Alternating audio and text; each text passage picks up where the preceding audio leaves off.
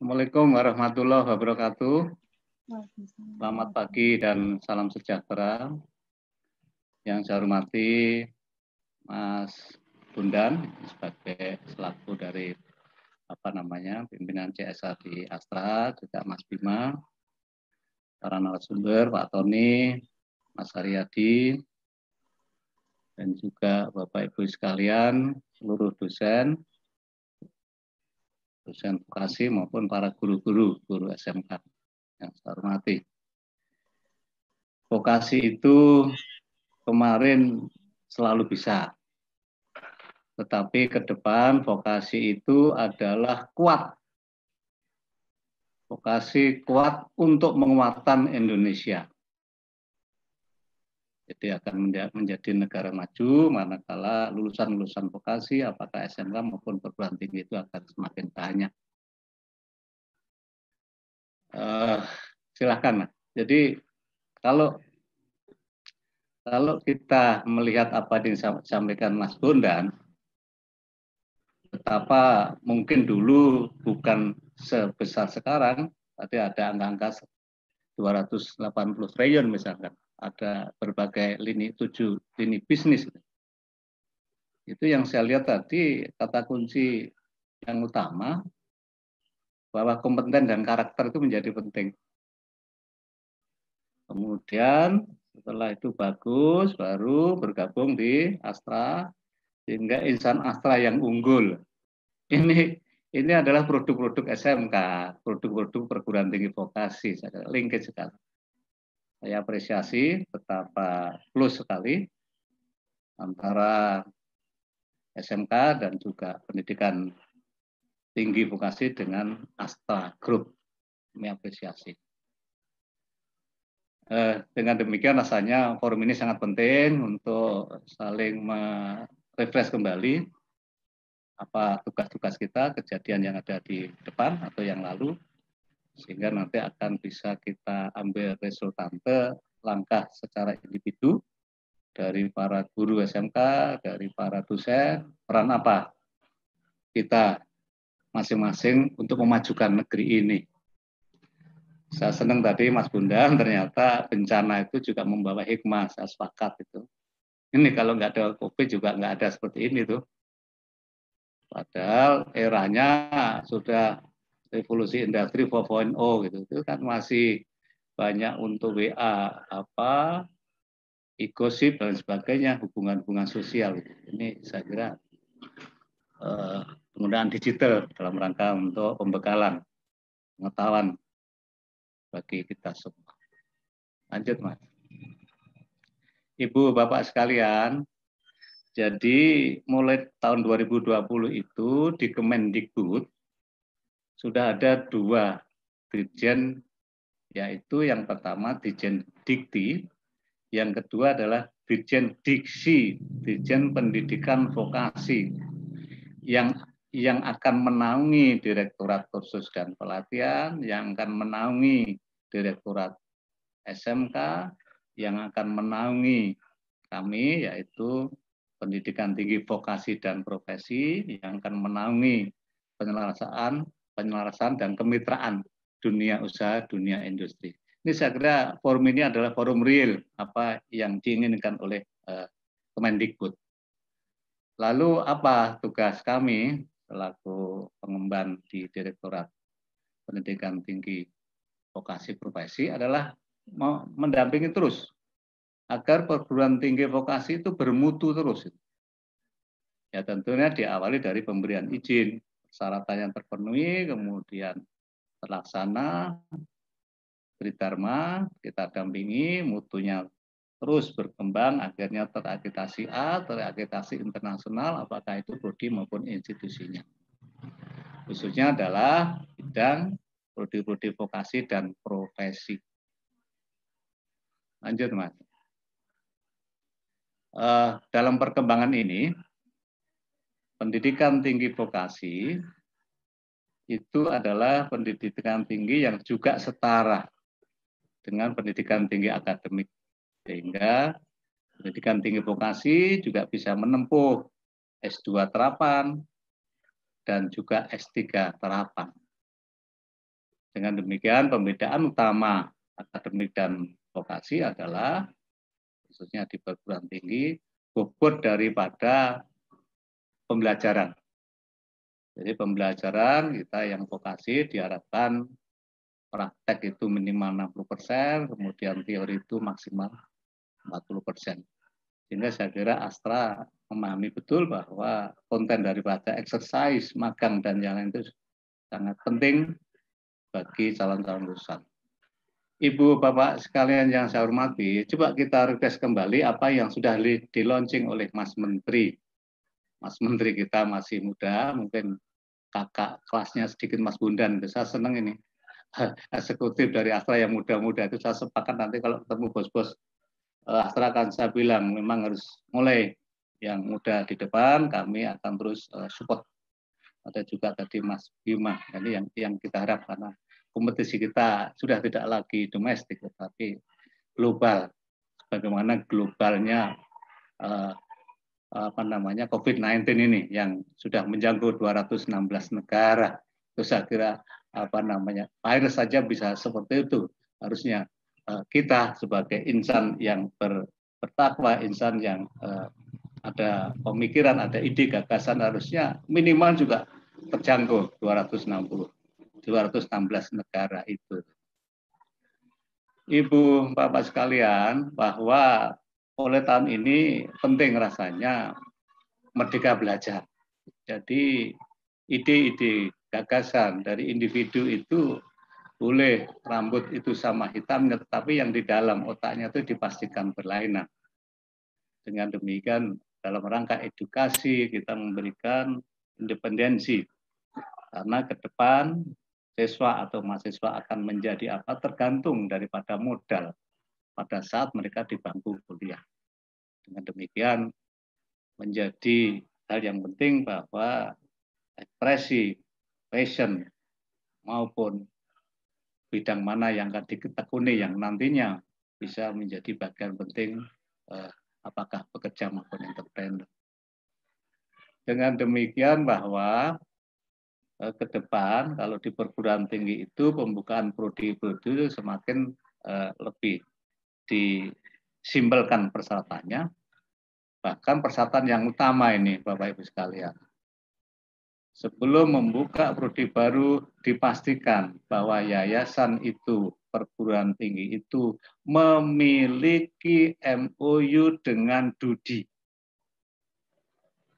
Jadi mungkin pada waktu tahun 70-an, 80-an kita sering mendengar link and match. Ini akan kita masifkan. Mulai tahun 2020 ini akan kita masifkan link and match antara dunia kampus dengan perguruan tinggi.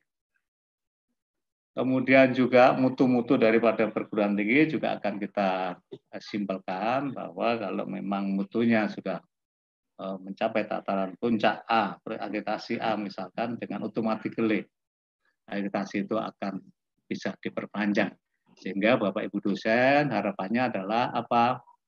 Tenaga pikiran dan waktunya yang kemarin untuk menyusun kurang-kurang itu bisa dialihkan untuk memperkuat kemampuan daripada penguasaan ilmu dan teknologi, sehingga materi transfer knowledge dari dosen ke mahasiswa itu akan semakin bertambah sesuai dengan perkembangan ilmu pengetahuan dan teknologi itu sendiri. Ibu Bapak sekalian yang saya hormati, kalau di PTN itu kita mendorong agar PTN-PTN yang ada di negeri ini semakin merubah bentuk menjadi PTN BH, PTN yang berbadan hukum, di mana PTN berbadan hukum itu diberi otonomi dalam bidang akademik maupun non-akademik. Ini saya kira yang keempat ini, yang mesti juga nanti kita implementasikan. Bahwa mahasiswa kita di Politeknik, di PT Vokasi, kita beri optional, kita beri pilihan. Salah satu pilihannya adalah dibolehkan mahasiswa itu 3 semester di luar kampus. Dibolehkan 2 semester di industri. Tetapi kami memberikan rambu-rambu mulai tahun 2020 mahasiswa vokasi minimal 1 semester harus di DUDI, di mana 1 semester itu akan diequalkan dengan 20 SKS. Nah, dengan demikian saya melihat sudah banyak politeknik, apalagi Politeknik Astra, yang tidak lagi kawin dengan astranya, tetapi sudah satu rumah itu. Ini sebenarnya diharapkan Mas Menteri bahwa industri, user, dunia kerja dengan perguruan tinggi itu satu rumah seperti PT Politeknik Astra, di mana nanti exercise maupun magang real bahwa industri Astra dengan tersedianya SDM yang unggul, yang praktisi-praktisi yang unggul itu juga menjadi bagian penting dalam rangka pembelajaran di Politeknik Astra. Ya, ini yang akan terus kita duplikasi bahwa penting mendekatkan diri antara kampus dengan user. Lanjut, Mas. Bapak Ibu sekalian, next, Mas.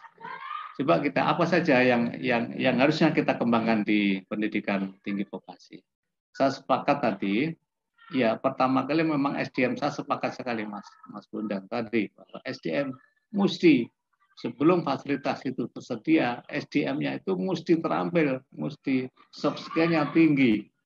Dengan demikian fasilitas yang akan disediakan itu dipastikan akan bisa bergerak. Dengan demikian program kita adalah mulai tahun ini agar dosen terus dikembangkan, ditingkatkan daripada kualifikasinya, sehingga benar bahwa para pendidik termasuk manajemen yang ada di Politeknik, misalkan direktur, teknik, dosen atau instruktur itu setiap tahun meningkatkan kualifikasinya. Kemudian yang kedua yang sudah dilakukan oleh Politeknik Astra, saya kira bring industri to kampus. Itu bahwa tadi saya katakan betapa penting mendekatkan diri PT Vokasi dengan realita pekerjaan. Sehingga PT Astra dipastikan tidak ingin teori-teori setinggi gunung tetapi belum pernah menyentuh. Memang COVID-19 juga agak menjadi sedikit hambatan bagaimana exercise praktikal magang yang sifatnya face to face itu mesti tertunda. Karena Bapak Ibu sekalian yang ada di webinar ini, tugas kita sekarang ini adalah menjaga keselamatan dan kesehatan dengan adanya wabah COVID-19. Itu nomor satu. Menjaga keselamatan dan kesehatan. Baru nomor dua ini yang kita lakukan ini adalah tugas nomor dua, nomor satu yang kami sebutkan tadi. Dengan demikian, kalau di Malaysia bahwa wabah COVID-19 itu minggu yang lalu kami sempat juga ikon seperti ini, semua kampus libur. Kalau toh ada webinar ini hanya menginformasikan hal-hal yang terkait dengan COVID-19. Rasanya kita masih untung bahwa proses PBM di kampus, di sekolah mesti berjalan walaupun melalui metode daring. Nah, dengan begitu bahwa bring industri di kampus itu sangat penting.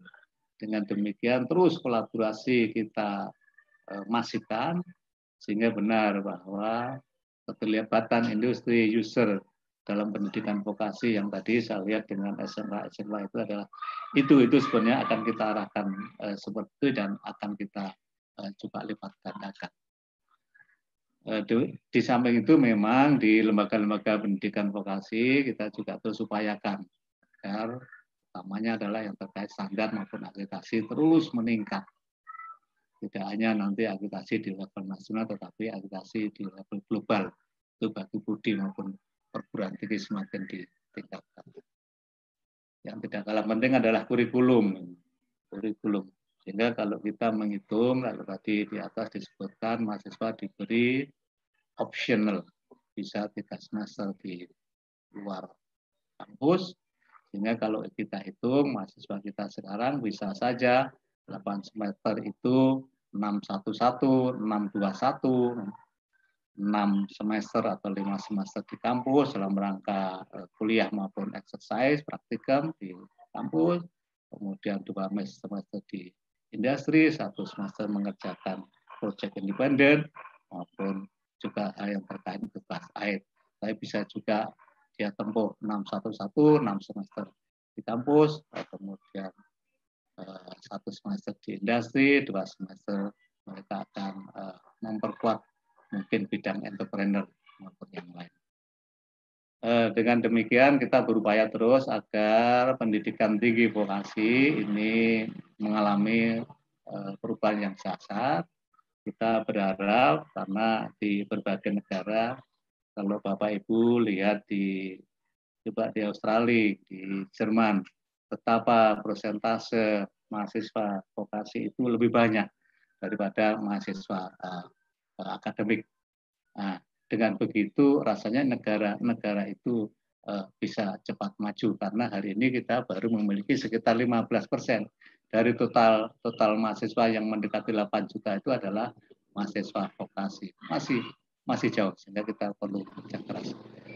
Contoh yang paling bagus adalah bagaimana kemitraan kehadiran Kadin juga di Jerman itu dengan perguruan tinggi vokasi, sehingga betul bahwa linkit antara dunia pendidikan tinggi dan industri itu menjadi satu kesatuan yang lanjut, Mas.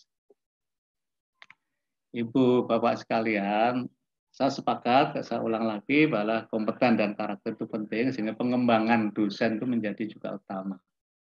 Di Politeknik, di PT Vokasi, bahwa dosen terus kita dorong. Kalau dosen itu sudah S2 agar terus menempuh pendidikan tinggi tentunya yang mengarah pada S3 terapan, walaupun memang kita masih terus berupaya agar prodi-prodi S3 terapan itu muncul di Politeknik maupun di pendidikan tinggi vokasi.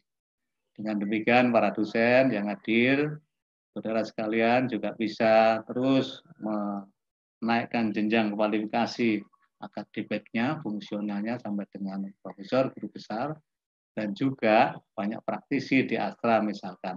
Itu pengalaman kerja di industri bisa juga kita RIPR-kan sehingga pada akhirnya juga akan bisa kita terbitkan NIDK sebagai dosen yang dihitung rasio di prodi itu. Ini dengan demikian kita dorong betul bahwa kalau tadi disebutkan magang itu tidak hanya siswa tetapi magang itu juga untuk, saya kira tepat sekali karena perkembangan teknologi terus maju sehingga di sana ada perubahan-perubahan alat-alat yang ada di industri itu dan tentunya guru pun juga menjadi hal yang penting. Nah, untuk itu memang tidak hanya kualifikasi daripada pendidikan formal, tapi sertifikat kompetensi. Sertifikat kompetensi yang layak industri mesti juga dimiliki oleh para dosen. Kemudian juga aspek riset kita arahkan terus dosen-dosen vokasi itu mengarah pada riset terapan sehingga paling tidak hanya target pada jurnal terindeks tetapi hal-hal yang terkait dengan paten, hal-hal yang terkait dengan prototipe baru, hal-hal yang terkait yang bisa dihilirkan di industri itu juga menjadi bagian penting. Nah, yang terakhir bahwa dosen itu memang apalagi ini dalam kondisi COVID, jadi dan juga di era revolusi industri 4.0 sehingga pembelajaran daring menjadi satu bagian penting. Untuk itu rasanya dari ribuan perguruan tinggi yang ada di ranah perguruan tinggi vokasi, sebagian besar work from home dan mereka sudah melaksanakan tridharma melalui daring. Memang ada 1-2 yang ada di ujung sana, tetapi sudah kita minta hendaknya juga ketersediaan internet terdekat itu juga menjadi penting. Nah, dengan begitu dosen paham dan fluent dalam bidang digitalisasi juga penting. Lanjut, Mas. Ibu, Bapak sekalian, ke depan kita juga adanya kampus Merdeka bahwa orientasi pada kebutuhan mahasiswa, orientasi pada kebutuhan industri. Ini ke depan ada yang kita sebut dengan program multi entry, multi exit bagi mahasiswa. Setidaknya mahasiswa dalam prodi S1 terapan, tetapi di sana juga tersedia jenjang daripada D2.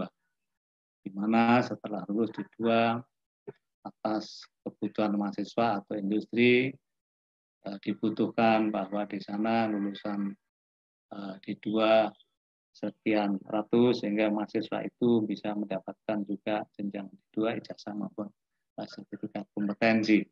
Kemudian mereka bekerja beberapa tahun, kemudian masuk lagi kuliah dengan prodi yang sama Mereka nanti bisa di RPL-kan selama di industri itu, dan akhirnya mungkin hanya butuh 1 semester ya tempuh, akhirnya juga bisa juga mendapatkan ijazah D3 dengan ijazah maupun sertifikat kompetensi.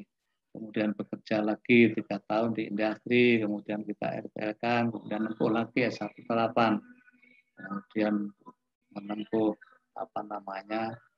pembelajaran mungkin di kampus hanya 1 semester untuk bisa mendapatkan ijazah dan sertifikat kompetensi. Tetapi bisa juga mahasiswa dari 0 tahun langsung menempuh sarjana terapan. Ini sifatnya opsional. Artinya kebutuhan mahasiswa itu manakala memang dari aspek ekonomi memerlukan mereka bekerja dulu. Yang kedua adalah kebutuhan industri. Memang ada request dari industri-industri itu yang memerlukan jenjang sesuai dengan target job di industri. Lanjut, Mas. Ibu, Bapak sekalian, jadi tadi disinggung teaching factory, saya kira signifikan sekali bahwa itu adalah mini industri yang ada di kampus. Sehingga tidak hanya tempat pembelajaran dan exercise, hendaknya teaching factory itu juga mengarah pada komersial daripada produk-produk, utamanya adalah hasil temuan teknologi oleh para dosen dan mahasiswa. Untuk itu tugas daripada yayasan maupun pemerintah, saya kira menteri terkait bagaimana bisa terus memfasilitasi daripada peralatan lab maupun yang lain agar benar-benar terwujud di setiap politeknik itu memiliki yang faktor. Dan yang kedua bahwa penting juga politeknik sendiri itu bisa mendesain secara detail dan prototipe apa yang dibutuhkan. Dengan demikian, user apakah itu SMK, politeknik sendiri, training center maupun society itu benar-benar bisa memanfaatkan dari berbagai aspek. Dengan demikian betul bahwa teaching factory itu memiliki dampak yang sangat luar biasa. Paling tidak bisa menjadi tempat hilirisasi inovasi yang telah dilakukan oleh dosen dan mahasiswa. Kemudian juga di sana ada kegiatan-kegiatan real, praktek-praktek yang memang produk barang dan jasa itu bisa diterima oleh masyarakat. Yang terakhir saya kira yang paling penting bahwa produk-produk dari teaching factory tidak hanya untuk kebutuhan pemandian dari seorang mahasiswa, tetapi produknya itu juga bisa dijual. Sehingga benar bahwa apa yang dilakukan mahasiswa magang, apa yang ditemukan oleh dosen vokasi itu benar-benar bisa diterima oleh masyarakat dan bisa diukur daripada aspek ekonomi. Lanjut, Mas. Ibu, Bapak sekalian, next please. Lalu apa dan bagaimana kita harus memperkuat antara perguruan tinggi vokasi dengan dunia usaha, dunia industri. Ini kita kutip dari apa yang sempat ditulis oleh Kadin tahun lalu bahwa memang perlu terus dibangun antara pendidikan tinggi vokasi dan industri, terutama adalah hal-hal yang terkait dengan edukasi maupun exercise-nya. Dalam hal apa? Yang pertama adalah kurikulum dan silabus. Ini mesti exactly match dengan market demand-nya. Harus betul-betul linked antara prodi itu dengan user dalam rangka penyusunan kurikulum maupun silabus. Kalau dulu mungkin penyusunan kurikulum itu kita cukup mengundang alumni, tetapi sekarang harus mengarah pada kurikulum itu disusun bersama dan disetujui oleh industri. Bukankah lulusan dan mahasiswa yang lulus itu nanti akan mengisi daripada lowongan-lowongan yang ada di industri itu sendiri. Kemudian yang juga tidak kalah penting adalah terus kita tingkatkan kerjasama itu antara industri dengan perguruan tinggi, sehingga benar nanti ada kesesuaian antara bidang keterampilan apa saja yang dibutuhkan. Kemudian yang tidak kalah penting adalah instruktur daripada pelatihan sendiri itu yang harus kompeten, baik itu di industri maupun di kampus. Sehingga tadi kita katakan bring industri itu kampus, bisa juga bring kampus to industri. Manakala mahasiswa kita di industri, para manajer bisa menjadi supervisor di sana. Demikian juga pada saat mahasiswa kita praktikal maupun kuliah, ada juga para manajer industri itu ikut menjadi pengajar yang ada di sana. Tentunya bagi para manajer ini adalah termasuk dosen yang separuh waktu, karena tugas utamanya adalah di industri tersebut. Dan yang tidak kalah penting adalah mutu, sehingga quality assurance juga menjadi penting, karena quality assurance ini menjaga mutu ini atau tidak hanya dalam rangka kebutuhan industri, tetapi bagaimana nanti kita harus kompetisi dengan perguruan tinggi luar. Kemudian berikutnya adalah standarisasi daripada sertifikasi yang melalui UKOM itu, sehingga benar bahwa sertifikat-sertifikat yang nanti akan diterima oleh dosen maupun mahasiswa benar-benar sertifikat kompetensi yang diakui oleh industri-industri. Bapak Ibu sekalian, dengan demikian penguatan yang lain adalah bagaimana kita terus upaya-upaya remunerasi, pengaturan haki. Dengan demikian benar bahwa dalam rangka pengembangan produk itu bisa bersama-sama dengan industri. Yang terakhir saya kira, kalau kita baca dari PMK 128 tahun 2019, betapa pemerintah itu juga berkeinginan keras untuk bermitra dengan industri, khususnya perguruan tinggi, dan tentunya juga SMK-SMK. Ya, kalau kita baca di PMK itu ada insentif fiskal melalui super deduction tax untuk di mana manakala industri-industri itu bisa sebagai tempat magang, tempat praktek kerja, dan tempat pembelajaran, sehingga bisa mengakses pengurangan daripada pajak-pajak yang tertera pada PMK 128. Dengan betul bahwa kehadiran mahasiswa dosen di kampus itu ada manfaatnya, dan tentunya dipastikan industri hadir di kampus itu juga ada manfaat yang lebih tinggi. Itu dengan demikian benar bahwa Link and Math menjadi satu kesatuan yang utuh, dan endingnya adalah bahwa jalan bersama itu penting, dan bagi para dosen tentunya memahami betul bahwa setiap mata kuliah ini chapter mana nanti yang akan digunakan manakala mahasiswa kami akan bekerja di industri maupun mungkin juga sebagai entrepreneur. Untuk itu, karena kalau Mas Menteri atau Mas Dirjen mengatakan betapa pentingnya pernikahan antara perguruan tinggi dengan industri, lalu bagi politeknik atas saya kira sudah satu rumah dari awal. Itu barangkali yang bisa saya sampaikan. Salah-salah kata mohon maaf. Assalamualaikum warahmatullahi wabarakatuh.